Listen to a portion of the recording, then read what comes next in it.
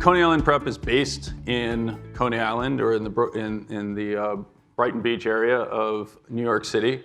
It is a school that began in the 5th grade and was designed to address the needs of middle school kids. It's absolutely blown me away. Josh has been involved with this from day one, and it was founded by Jacob, who we like to think of, or used to describe himself at least, as a social entrepreneur. And very quickly to introduce the panel, Jacob Mnookin, the founder of Coney Island Prep, Josh, who is the chair of the board of the Coney Island Prep and was integral in its founding, and then Hallie, who has been a new connection for myself, who has joined us to help in terms of the revenue raising and everything else. So, panel, why are we here for Coney Island Prep? Maybe we can talk, Jacob, maybe you could actually start with, why did you start Coney Island Prep? What were you trying to address? What is your vision for it, and how has that developed? Yeah, well, first and foremost, thanks for having me and for supporting Coney Island Prep. So yeah, I mean, I started my career as a professional educator. I was a high school English teacher in Newark, New Jersey. And as probably many 22, 23, 24-year-olds, I was overconfident and naive enough to think that I knew better than everybody else. And so the school that I was working at, I just felt like was, mismanaged, and I could do it better. And so at that point, overconfident, I'm like, I'll just start my own school. And I was looking at a map. I wanted to start a school in New York City, and I was looking at a map of the city, and there were sort of push pins where every charter school was in the city. And it was really, there were a lot in Harlem, the South Bronx, and just starting to be in Brooklyn, but none in South Brooklyn. Just sort of empty space. And so I was really interested in creating choice and opportunity for students that didn't otherwise have one. And Coney Island really stood out as a community that had a need from a socioeconomic perspective, educational achievement perspective, and just in talking with families in the community, it definitely stood out that they were eager for a new kind of high quality public school option.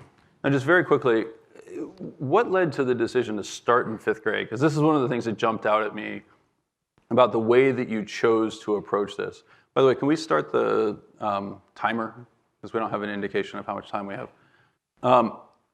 What led you to decide to follow that path, where you kick off in the 5th grade and then you proceeded to move to 6th grade, 7th grade, 8th grade, et cetera? I don't know of anyone else that tried that approach. Yeah. So like I said, I started off as a high school English teacher. That was really sort of where my passion lay. But recognizing that for a lot of our students who are going to be coming to us from sort of underperforming public schools, we knew that they would have sort of academic achievement deficiencies in some ways. And so our mission was always to prepare students to succeed in college. And we knew that for a lot of our students, starting that journey in 9th grade was not going to be enough time. So just kind of backed out of that and thought that having sort of a 4-year high quality middle school experience would really set them up to be prepared to succeed in a truly college preparatory high school. Josh, what got you involved? I grew up in Coney Island, single mom, school teacher. She was a special ed teacher in public school. And it was is a system that effectively ensures mediocrity because my mom is part of the UFT, teachers union, but it's a system that if you work for 3 years, you effectively have tenure. And in my real day job, which is high-tech venture capital, if you worked for 3 years and you put your feet up on the desk and said, you can't fire me, it's just a disaster. You want accountability, you want people to be able to be held to very high standards, fired if things aren't working. And the beauty of a charter school, which was a movement that was starting around the time that Jake founded Coney Island Prep, you had KIPP and Achievement First and Uncommon Schools and a bunch of people that were sort of making noise and shaking up the system and getting the ire of the teachers union because they're a very powerful political body. And he came in and I forget how he got introduced originally. I saw that there was I think it was on an email list actually, and somebody said, hey, this young guy starting a school in Coney Island, and I saw Coney Island and I have a lot of Coney Island pride because it's a very special place. And we got connected. We had breakfast at the TikTok Wait, diner. can I just interrupt for real quick, 1 second? So Whitney Tilson, I don't know if anybody knows Whitney, he used to send out Ed Reform email. And he would talk about how there were 30,000 people on this email list, and I got him to blurb this opportunity to serve on the founding board. And I'm picturing this email goes out to 30,000 people, and I just sit back and wait for the replies to come in, and I'd have my pick of all these wonderful people to join the board. Josh was literally the only person who responded to the email, the one person. But my But great, it was meant to be. exactly, my great fortune. 1 in 30,000. That it was, yeah. So anyway, continue. So we meet at the Tic Tac Diner, and I'm just like super impressed because my day job is to go and find entrepreneurs, people that effectively can do more than anybody thinks is possible with less than anybody thinks possible. And all he had was a napkin sketch, a set of ideas, having studied other schools and best practices, and an ambition and a mission. And so I got behind it, joined the founding board. I think everybody else took a step back, and I was left as chairman. And I've been chairman for 14 years. Jake started with 90 kids in 5th grade, and we had to find space. And the 3 things that typically ail charter schools are funding, raising money, facilities, and faculty, teachers and space. And so this was a fight at the time because the existing public schools did not want a charter school in their space. And they didn't want it because they might outperform, there were scarce resources. And mind you, just to zoom out for 1 sec, a charter school is a public school. It's not a private school, they're not paying tuition, it is a public school. The only difference is you get your charter potentially revoked if you suck. And that was the thing, that was the key piece of accountability, is if you perform and you get high student scores and your teachers and your family and the community are raving, the authorizers say, great job, you get another 5 years to do it. We just got authorized for another 5 years. And if you don't, they revoke your charter. And that's the way that the system should work for accountability. So growing up in Coney Island, single mom, school teacher, I had a view looking at kids, particularly as I started to go to college and see people and have houses and lawns and things that I didn't know from, and money. I had a view that kids need 2 things to succeed, and one is heroes, the right heroes, and one is a deep desire to learn. And the heroes, mostly in Coney Island, are basketball players and rappers. I love basketball, I don't play golf, and I grew up on hip hop and heavy metal. And most of the time when people would come into Coney Island, they would say, keep it real, which to me was always the euphemism for maintain the status quo and buy my stuff, be a consumer. And Jay came in with this philosophy of people are going to become producers. They're going to not consume other people's content and spend. They're going to be artists and scientists and writers. And so he flooded the zone with just brilliant people that were models and exemplars of that happened to look like these kids that might be black and brown.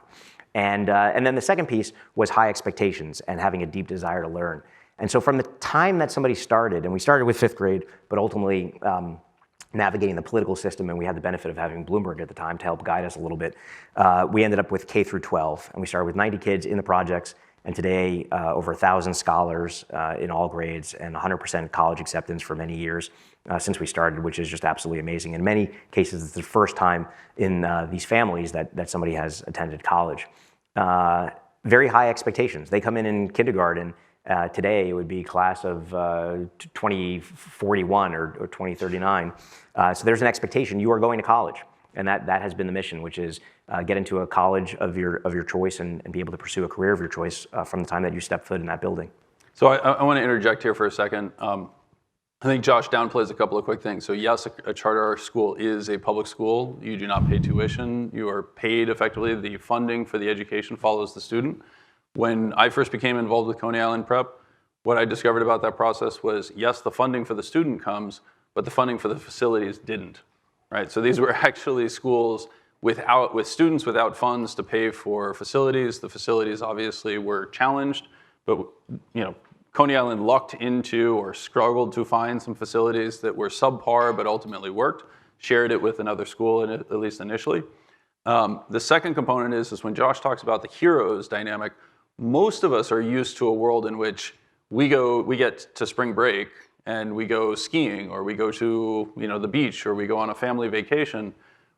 For the vast majority of kids, that actually means they go home and they sit in front of the television.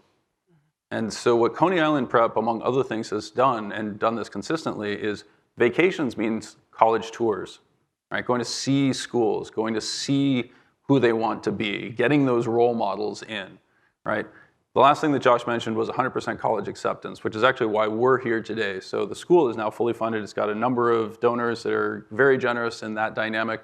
But when a kid from a family that has never been to college goes off to college, all of the expenses that we take for granted, right? I happen to have 3 kids in college right now. I assure you they're significant. My kids feel very liberal in saying, hey, Dad, can I, right? They don't have those resources, and so what we're actually raising funds for to provide the support for those kids that go off to college so that they are able to cover those expenses, the unexpected components, the dinner with their friends, for example, that the rest of us all take for granted that are part of the social component. the cost of the transportation to and from school, et cetera. All of those are the things that we're actually paying for to give them the full experience that they would otherwise not have access to. Think of it basically as subsidized lunch for college students. All right, and Josh also mentioned something that was really important. Initially, this was done under the Bloomberg administration, which was incredibly supportive of the charter school movement. Your tenure has largely been under the de Blasio and Dalio, on my mind from a conversation earlier. The de Blasio and now Adams administration, how has that changed the experience of Coney Island Prep fundraising, the awareness of it, et cetera? Great question. I believe Josh already mentioned that historically there has been some rancor in New York City around charter movement, particularly because of the anti-union sentiments that are associated with charter schools. So I would say under de Blasio, a lot of that tension was certainly in the air, but once we entered the Adams administration, a lot of that rancor has seemed to subsided. He has been vocal about his support of charters, and we are eager to work with Adams and his administration. That's fantastic. That's really great. So we're actually going to wrap this up so that we can get into the rest of our panels. I cannot thank you guys enough. First of all, everybody who has contributed and donated, and those are going to continue to be open. We're taking donations through the website. We've exceeded our expectations already, so I cannot thank you guys enough for that. Thank you. And to the rest of our panelists, several of you are going to be sticking around with us for a little while longer. Josh, you're going to be joining another panel. Thank you again for everything that you have done. Thank you, Mike. Thanks for having us. Thank you for having us. Thank you guys.